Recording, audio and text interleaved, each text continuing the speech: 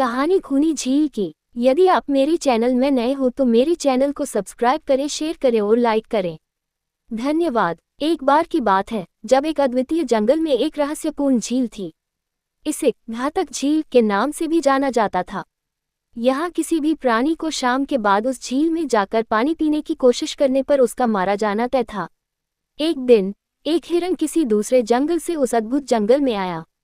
वहां पर उसने एक बंदर से दोस्ती की। बंदर ने हिरन को उस जंगल के बारे में सभी जानकारी दी, लेकिन उस घातक झील के बारे में बताना भूल गया। अगले दिन बंदर ने हिरन को जंगल के सभी प्राणियों से मिलवाया।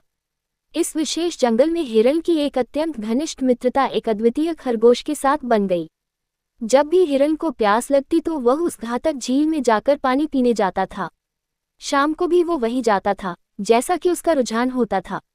एक दिन जब शाम के समय हिरन उस घातक झील में पानी पीने गया, उसने अपने सामने एक विशाल मगरमच्छ को देखा।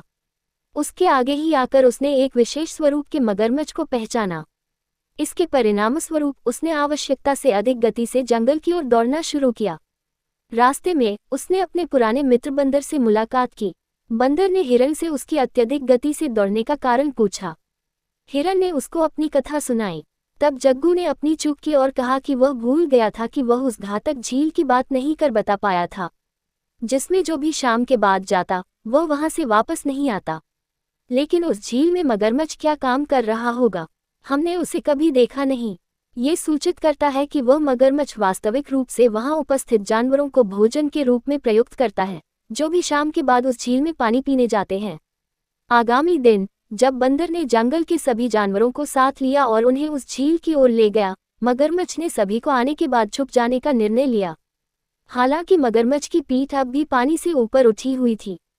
सभी जानवर बताते हैं कि उसकी पीठ पर दिखने वाली चीज वास्तव में मगरमच्छ है। इस सूचना के बाद मगरमच्छ ने कुछ नहीं कहा।